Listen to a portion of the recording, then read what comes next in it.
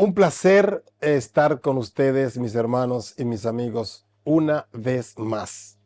Hoy un día maravilloso, un día que me llena de mucho porque Pablo hoy está en el Areópago, un lugar donde la alta alcurnia iba ahí, por así decirlo, ¿no?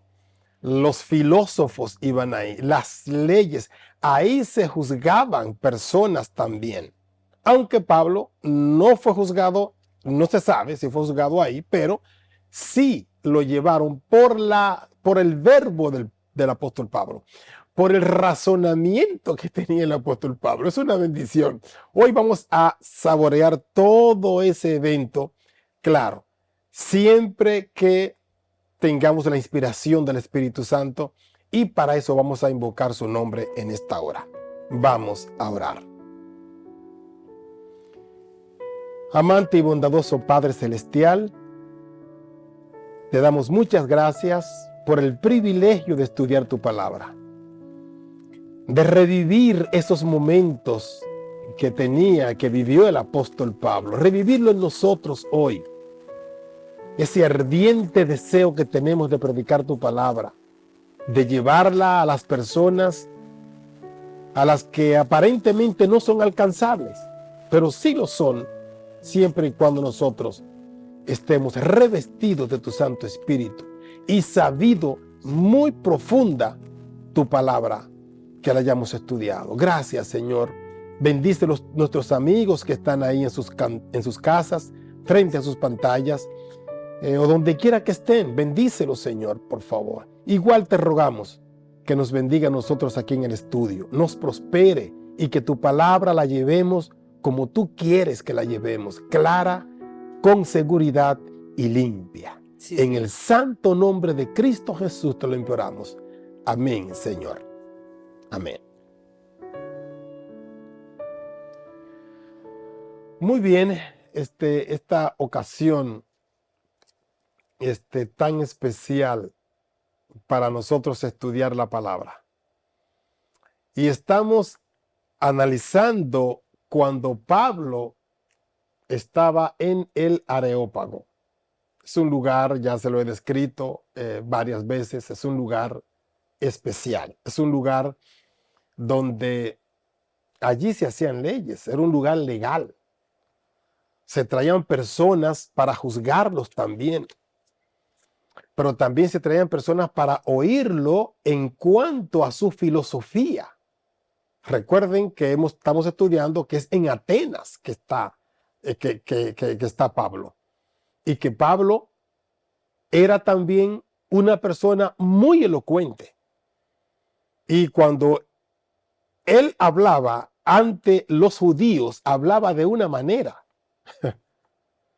Y cuando estaba ante personas estudiadas, hablaba también como una persona estudiada que era él. Sabía varios idiomas, sabía varias culturas, varias lenguas, y él podía hacer ese enlace con las personas. Y hoy está en un lugar tan tremendo, en un lugar, yo diría en uno de los lugares más altos que podía llegar una persona, y frente a personas filósofos. Ellos fueron que lo invitaron ahí para que les hablara con esas palabras que ellos mismos no entendían, que es lo que les decía en la lección de ayer, que hay personas que no entienden a veces y que nosotros con nuestra elocuencia tenemos y con nuestro conocimiento bíblico tenemos que hacerle entender, pero no con cosas falsas o vanas, sino con profundidad bíblica. Y es lo que vamos a estudiar en este momento, Pastor Raúl. ¿Verdad, pastor? Que mire lo que dice Hechos, capítulo 17, 18. Ajá. Hechos, ¿Cuál es? Ok. Hechos 17, versículo 18. Ajá, adelante. Dice, y ciertos filósofos de los epicureos. De los epicúreos, ajá. Dice, algunos filósofos de los epicúreos Ujú. y de los estoicos disputaban con él. Así Y unos es. decían, ¿qué querrá decir este palabradero? Y otros, parece que es predicador de nuevos dioses, Sí, porque les predicaba el evangelio de Jesús y así de la es. resurrección. Así es. Así es. Fíjese, fíjese que, pastor, que ah, no es fácil, y lo digo por mí, ¿no? No es fácil predicarle a personas que están arraigados en una idolatría, que están entregados a cosas que no son reales, a cosas que uno sabe que son directamente diabólicas. No es tan fácil explicarle el evangelio a una persona así. Hay que tener sabiduría. Claro, esa sabiduría la da. Óigame bien, mi hermano. No es que dame sabiduría, Señor. No. Es que usted tiene que buscarla primero. Y en la manera como usted busque esa sabiduría, es que Dios se la va a dar. Si no, hubiera gente que le dijera al Señor, Señor, dame $500,000 que lo necesito porque quiero pagar mis deudas. Y el Señor se lo manda. No, póngase a trabajar y usted verá cómo Dios le da la fuerza y la salud para que usted trabaje y consiga y pague ese $500,000.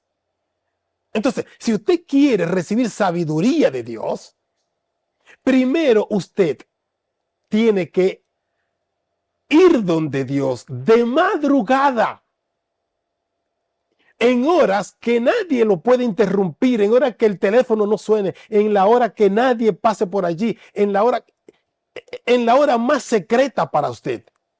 Y pídale a Dios sabiduría, que eso fue lo que hizo el apóstol Pablo cuando fue tumbado del caballo. ¿Ven? ¿Qué quieres que haga? Bueno, se le dijo, pero la escritura dice que Pablo se quedó 3 años sin ver a los discípulos, sin ir a Jerusalén. Y ese tiempo que él pasó era en contacto con Jesucristo y aprendiendo también, a pesar de que él sabía las escrituras, a pesar de que él sabía lo del Mesías, pero también estaba ensuciado, estaba salpicado por el mal testimonio que le daban los otros líderes religiosos. ¿Ok?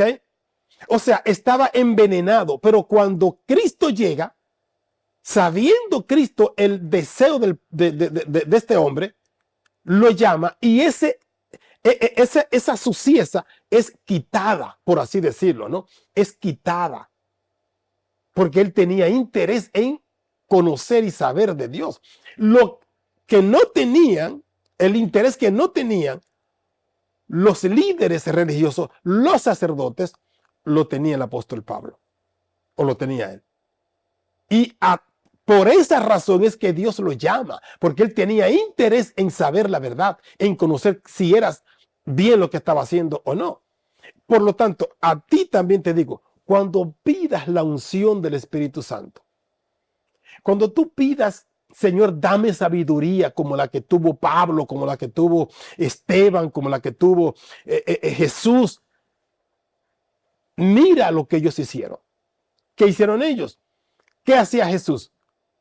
Buscaba a su Padre en oración de día y de noche, de madrugada, y el sol lo encontraba a él de rodillas. Y así Dios le dio sabiduría y para combatir a Satanás. Y así también le dio sabiduría a Pablo para combatir a todas las personas que estaban en el Areópago. Pastor Raúl. Mire, pastor, lo que dice la sierva del Señor en los Hechos de los Apóstoles, páginas 104 y 105. Ajá. Y lo que dice, mientras Pablo escudriñaba las escrituras, sí, descubrió que a través de los siglos, no muchos sabios según la carne, no muchos poderosos, no muchos nobles. Antes lo necio del mundo escogió Dios para avergonzar a los sabios. y lo flaco del mundo escogió Dios para avergonzar lo fuerte. Y lo vil del mundo, y lo menospreciado escogió Dios, y lo que no es, para Así es. deshacer lo que es, para que ninguna carne se jacte en su presencia. Así es. Esto lo tomó la sierva del Señor de 1 Corintios 1, 26 al 29, y continúa diciendo: y así, viendo la sabiduría del mundo a la luz de la cruz, Pablo se propuso no conocer nada sino a Jesucristo y a este crucificado. Exacto. Por la razón de que ellos, los filósofos, los eruditos de ese momento y de ese espacio del Areópago, ellos no entendían, no sabían. Ahora, si nosotros buscamos, para que ustedes vean qué lindo es esto, Hechos 17, y vamos a leer allí en Hechos 17, vamos a leer los versículos 18 en adelante, hasta el 22, y ahí finalizamos. Dice: y algunos filósofos de los epicúreos y de los estoicos disputaban con él. O sea, no está diciendo que era gente del pueblo, común del pueblo. Eran los líderes, los dueños de las letras, de los versos, de los escritos que estaban junto con Pablo. ¿Ok? Disputaban con él. Y uno decía: pero ¿y qué es lo que él quiere decir que yo no entiendo? O sea, es lo que hace que ellos se interesen en saber la verdad. Y le dice: ¿qué querrá decir este palabrero? Y otros: parece que es predicador de nuevos dioses. Claro, del Dios no conocido. Claro, porque les predicaba el evangelio de Jesús y de la resurrección. El verso siguiente, fíjense cómo dice el verso siguiente: y tomándole, le trajeron al Areópago, diciendo: ¿podremos saber qué es esta nueva enseñanza de que hablas? Pues traes a nuestros oídos cosas extrañas. Queremos pues saber ¿qué quiere decir esto? Y fíjense lo que dice Pablo en el siguiente versículo. Dice: porque todos los atenienses y los extranjeros residentes allí en ninguna otra cosa se interesaban, sino en decir o en oír algo nuevo. Qué lindo, ¿no? Entonces Pablo, puesto en pie en medio del Areópago, dijo: varones atenienses, en todo observo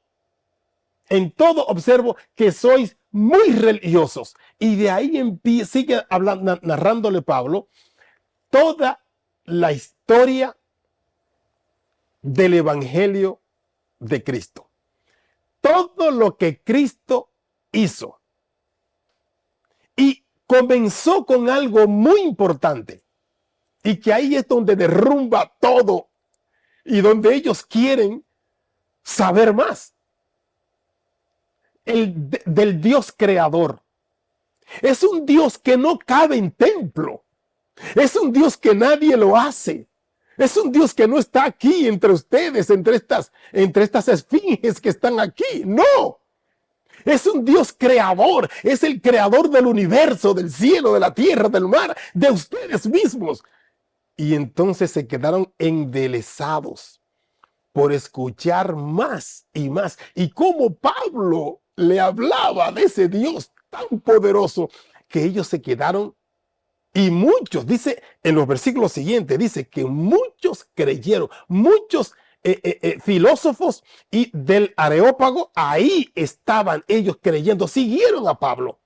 Y después otros se le fueron preguntando a Pablo: algo más tiene que decirme, quiero saber. Y Pablo le decía: pastor, fíjese que Pablo cómo presentó a Cristo de una manera magistral. Así es. De una manera magistral, y derrumbó toda idea errónea y todo pensamiento erróneo que esta gente tenía. Así es. Cuando uno presenta la verdad, pastor, así tal como es, no va a haber argumento humano Sí, que pueda contra la verdad. así es.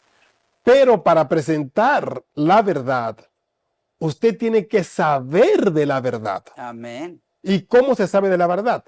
Cuando usted analiza, cuando usted estudia, cuando usted se esmera y se esfuerza en saber. Yo siempre he dicho acá, y lo he dicho acá muchas veces en este espacio, que la persona que no escudriña, la persona que no estudia, no tiene derecho a la palabra. ¿Por qué no tiene derecho a la palabra? Porque no sabe lo que va a decir. Entonces, si usted tiene un tema como el que tenía Pablo, usted puede ir hasta el presidente, no importa. Y si él no sabe, él va a saber porque lo que usted le está diciendo, se lo está diciendo con una convicción tan fuerte que él va a creer. Él no ha escuchado esas palabras en otros pastores, en otros predicadores. Él no ha escuchado eso y ahora él quiere saber eso. Y como quiere saber eso, se va a interesar y le va a prestar atención y usted le va a hablar y no le va a repetir. Porque ese es el punto también. Cuando usted repite lo que ya ha dicho es porque ya se le acabó el material.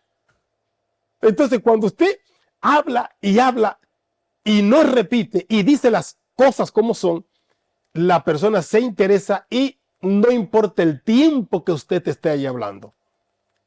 No importa. Y solamente eso viene cuando usted es una persona que ha escudriñado profundamente la palabra y sabe, pastor, lo que va a decir. Adelante. Sí, mire, pastor, lo que dice la sierva del Señor en la misma página, Hechos de los Apóstoles, Ajá, páginas 104 y 105. así es. En el curso de su ministerio ulterior, Pablo nunca perdió de vista la fuente de su sabiduría y fuerza. Oírlo, años más tarde declarar todavía, para mí el vivir es Cristo. Filipenses 1:21. Y otra vez, así es. Ciertamente, aún reputó todas las cosas pérdida por el eminente conocimiento de Cristo Jesús, mi Señor, por amor del cual lo he perdido todo, para ganar a Cristo y ser hallado en él, no teniendo mi justicia, que es por la ley, sino la que es por la fe de Cristo, la justicia que es de Dios por la fe, a fin de conocerle y la virtud de su resurrección y la participación de sus padecimientos. Así es, así es. Mire, es que una vez usted escudriña toda la historia de Cristo, usted tiene material para hablar delante de cualquier persona, letrada o no letrada. Pablo se enfrentó y estaba en la ciudad de los grandes filósofos como eran Platón, Aristóteles, entre otros más. De donde vienen las ideas profundas. ¿Okay? Ahí era donde estaba Pablo. Y tuvo que enfrentar a esos grandes hombres de esos grandes pensamientos. Por eso es que Pablo empieza con la creación. Antes la gente no sabía cómo habíamos sido creados nosotros. Antes la gente creía que vinimos así y llegamos. No, o sea, había un desconocimiento. Había un desconocimiento grande. Ahora, cuando Pablo le presenta acerca de la creación, ellos se asombran. Cuando Jesús les habló a los dos hombres de Emaús, que venían, que decían, bueno, ya se deshizo nuestra esperanza porque este era el hombre que nos iba a redimir del grupo, del yugo de los romanos. Jesús, ¿dónde empezó? Empezó desde Génesis 3:15 y aún más, desde la creación también empezó Jesús hasta el libro último del Antiguo Testamento. Porque es que la escritura tiene que ser escudriñada por aquellos que la profesan. Usted nunca se quede permeando por arriba. Nunca se quede con el conocimiento o con las palabras que le dijeron en la iglesia. Nunca se quede con eso.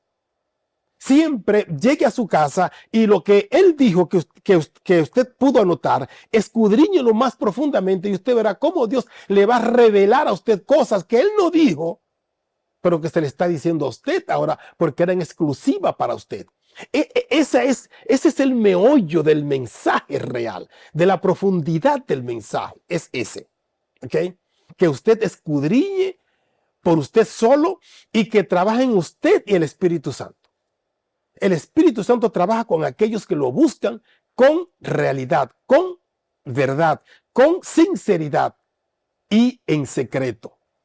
Esta es una lección para que nosotros aprendamos mucho, mi querido hermano, mi querido amigo, que Dios nos ayude a ser fuertes, a derribar cualquier cosa que nos impida el conocimiento. El momento que usted llegue a su casa y vea que quiera agarrar la Biblia y le esté dando sueño, trate de lavarse la cara. Y aunque sea 2 o 3 líneas, pero léala. Y esté eso con usted siempre ahí. No importa que esa línea que usted tal vez no entendió y leyó, el Espíritu Santo, por solamente ser su amigo en ese momento, se la va a recordar en el momento preciso. Por eso lo invito, mi querido amigo y hermano, a que estudiemos o a que usted estudie. Yo estudio y no con orgullo lo digo, lo hago porque quiero acercarme más a Dios.